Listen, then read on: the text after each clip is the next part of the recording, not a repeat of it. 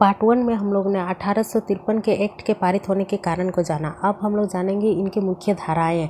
Company का इस act के द्वारा ही कंपनी को अनिश्चित काल के लिए शासन करने का अधिकार दिया जाता है। अर्थात पहले क्या के एक्ट के द्वारा कंपनी को होता क्या था कि 20 साल के लिए उन्हें अधिकार दिया जाता था, परंतु अब जो 1853 का एक्ट जो आया इसके अनुसार वे जो कंपनी जो है तब तक शासन कर सकते थे जब तक मतलब ब्रिटिश संसद द्वारा उन्हें कोई आदेश नहीं दिया जाता था। साथ ही साथ इस अधिनियम के द्वारा ही डायरेक्टर की जो संख्या थी उन्हें 24 से घटाकर 18 कर दिया गया था और भारतीय सिविल सेवा की जो शुरुआत इसी अधिनियम के द्वारा किया जाता है।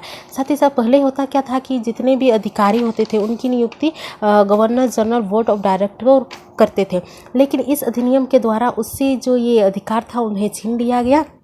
अब भारतीय सिविल सेवा में नियुक्ति के लिए प्रतियोगिता परीक्षा का आयोजन किया जाने लगा और साथ ही साथ इसमें कोई भेदभाव नहीं रखा जाता था। साथ ही परीक्षा प्रतियोगिता का जो केंद्रक था वो लंदन था और नियुक्ति में पक्षपात को समाप्त कर दिया गया था और साथ ही साथ भारतीय सेवा में जो अधिकारों की नियुक्ति होती थी वो उनकी प्रतिभा तथा योग्यता के आधार पर ही की जाने लगी थी।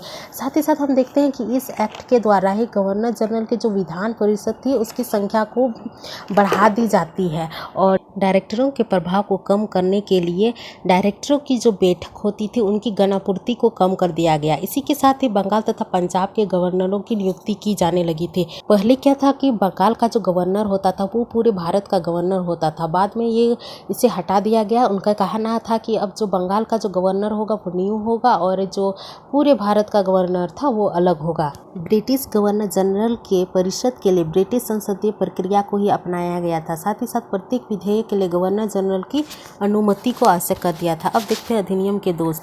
इनके कुछ दोस्त भी थे जैसे सबसे बड़ा दोष यह था कि इसने द्वैध शासन को समाप्त ही नहीं किया। बंगाल के जो नागरिक थे ये प्रांतीय स्वराज की मांग करने लगे, लेकिन जो होते थे ब्रिटिश संसद ने इसकी मांगे को अनसुनी कर दिया। साथ ही साथ सबसे बड़ा इस अधिनियम का दोष यह था कि इसने भारतीयों को अपने विषय में कानून बनाने का तो अनुमति दिया ही नहीं, अर्थात भारतीय प्रतिनिधि को गवर्नर जनरल की काउंसिल में कोई स्थान नहीं दिया गया था।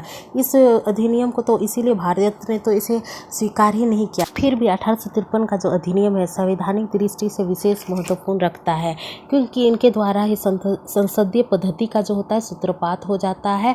अगर इस अधिनियम की मुख्य धारा को देखें तो हम देखते हैं कि इस अधिनियम द्वारा गवर्नर जनरल की जो काउंसिल का जो विस्तार होता है और साथ ही साथ विधि निर्माण के लिए ब्रिटिश पद्धति को ही अपनाता है। अब जो हाउस ऑफ कॉमन्स था, अर्थात जैसे यहाँ भारत में लोकसभा है उसी तरह हाउस ऑफ कॉमन्स द्वारा डायरेक्टरों की नियुक्ति की जाने लगी थी और इससे क्या होने लगा था, कंपनी शासन पर क्या होने लगा था, तो संसद का नियंत्रण बढ़ गया था। साथ ही साथ कानून आयोग की स्थापना की गई थी जिसके द्वारा दीवानी तथा फौजदारी कानून की संहिता की तैयार की जा सकी थी और साथ ही साथ भारतीयों को बिना भेदभाव को सिविल सेवा में बैठने की अनुमति मिल गई थी।